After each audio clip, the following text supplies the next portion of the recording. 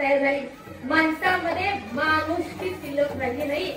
हो, परमार्थ याच्यापेक्षा जास्त नाही. तुम्ही फक्त जन्माला आल्यानंतर चांगला व्यक्ती, चांगला माणूस म्हणून जगला ना तरी तो खऱ्या अर्थाने परमार्थ आहे. कळलं त्याला, कळलं.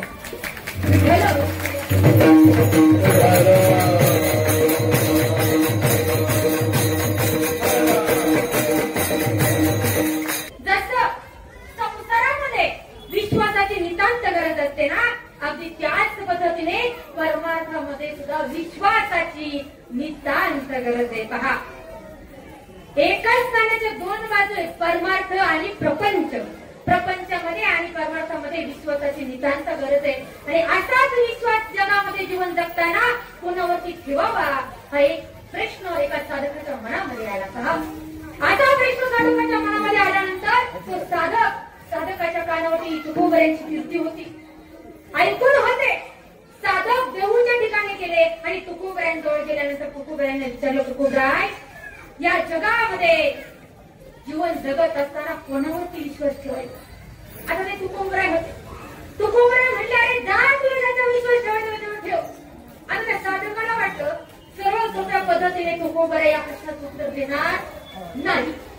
आता उलट्या पद्धतीने साधकाने विचारलं, तुकोबराय, या जगामध्ये विश्वास कोणावरती ठेवायचा हे तुम्हाला नसेल सांगायचं तर सांगू नका, परंतु तुमचा विश्वास कुणावरती एवढं तरी सांगा. आता असं म्हणल्यानंतर तुकोबराने सांगितलं अभंगाचं प्रथम चरण.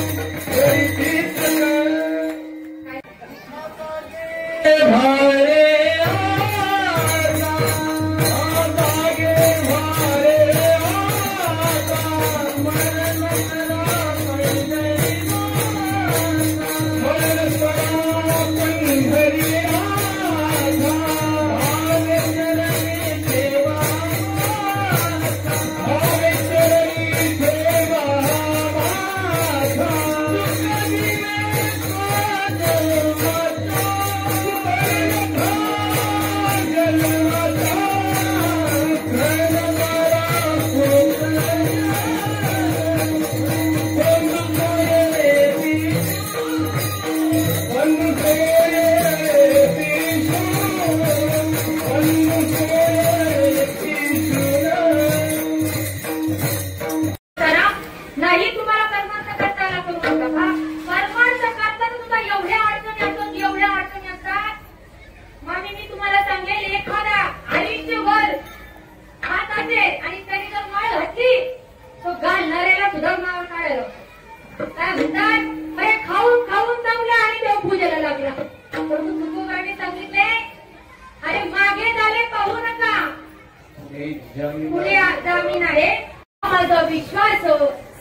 व्हावे दास झालो त्यांचा. साधक म्हणले तुम्ही देखील एक संतच आहे ना. तुम्ही देखील एक संत आणि तुमचा विश्वास देखील संतांवरती यात नवल आणि विशेष काय हो की नाही. या पार्टीतल्या व्यक्तीचा विश्वास दुसऱ्या पार्टीमधल्या व्यक्तीवरती असणं यामध्ये नवले, परंतु तुम्ही देखील संत आणि तुमचा विश्वास देखील संतांवरती. संतांचा विश्वास संतांवरती यात नवल नाही, परंतु चोरांचा देखील विश्वास संतांवरती होता यामध्ये मात्र नवले.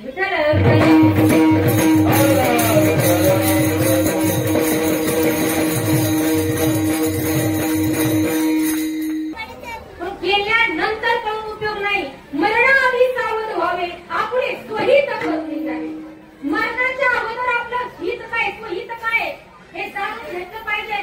आपल्यामधला राम ज्यावेळेस निघून जातो ना, आपल्यामधला आत्मा ज्यावेळेस निघून जातो त्यानंतर कळून काही फायदा नाही. आता मला सांगा, आज सोलापूर पुणे हायवेवर आहे बरोबर.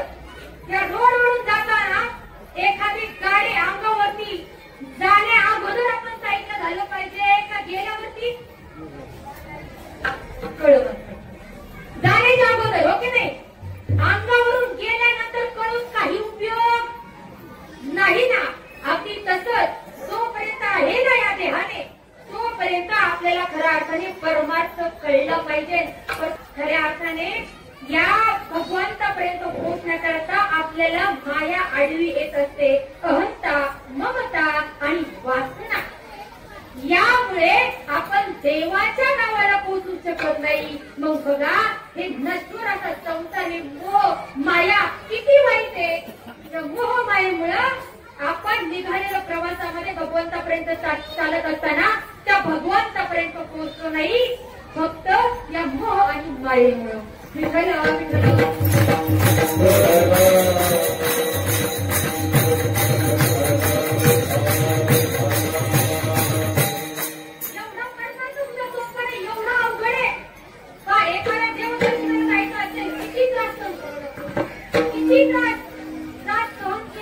भगवंताचं दर्शन होतं.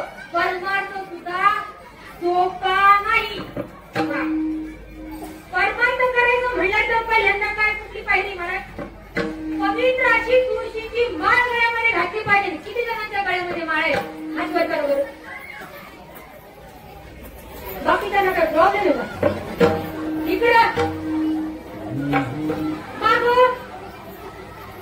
काय प्रॉब्लेम आहे बाकी त्यांना. हो आपली भक्ती सुद्धा रिजनेबल भक्ती महाराज रिजनेबल. हो आखाड महिना आल्यानंतर खा खायचं आणि श्रावणामध्ये माळ घालायची. मला सांगायचंय आपल्यापेक्षा जनावर बरी ना का हरणाला आणि सशाला कितीही भूक लागू द्या ते कधीही मांसाहार करत नाही.